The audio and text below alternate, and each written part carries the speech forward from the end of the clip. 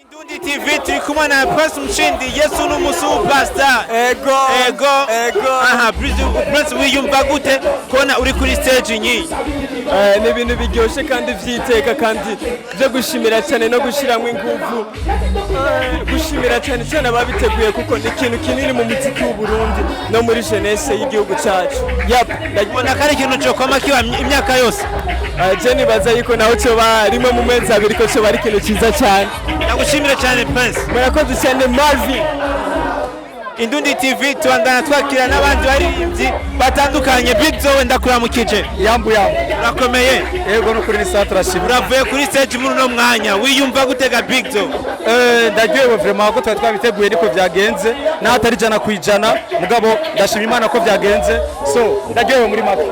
ndagiye bona ikintu cyo kama kiba imyaka yose yego kabisa kubwanje cyo banga kabiri mu mwaka vraiment cyo bari ikintu ciza cyane yego bashimye cyane Big Zo murakoze gose turashima n'ibindi bitandukanye Jeff nakusalimia Jeff vipi wazee wa Indundi TV murakomeye nuko sawa niko sawa walitambia ngeti wewe ndo ulifanya hivi vyote vikuwe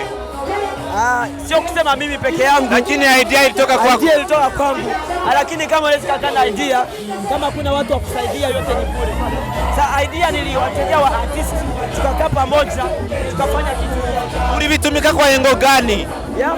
ulivitumika kwa lengo gani hiki kitu tumekiwaza miaka 3 tunakipanga alafu Mungu akatubariki tukakaa hii mwaka lakini tunaona tutakaa na kila mwaka kwa upendo wa Mungu hivi unajisikia kuona ulitumika kitu kama hivi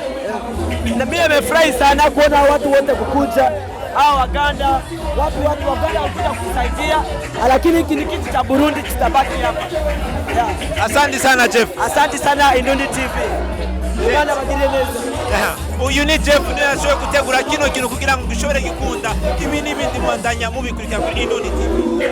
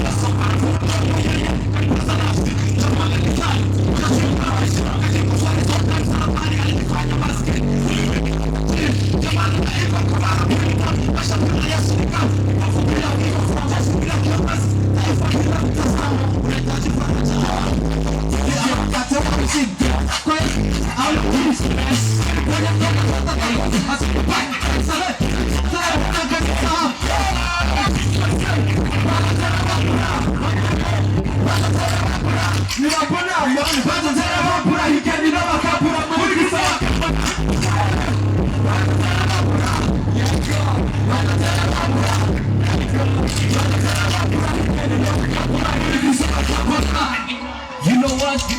This is not enough.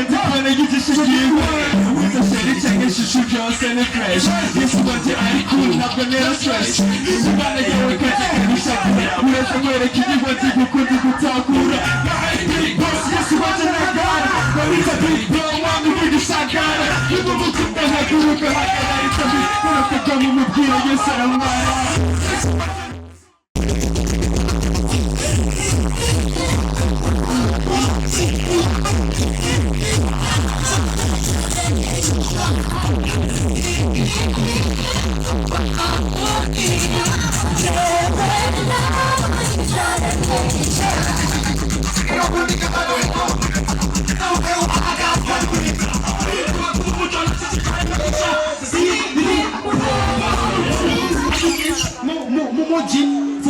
For the last one, we're going to let this is Indundi TV Jane ndakura mu kice.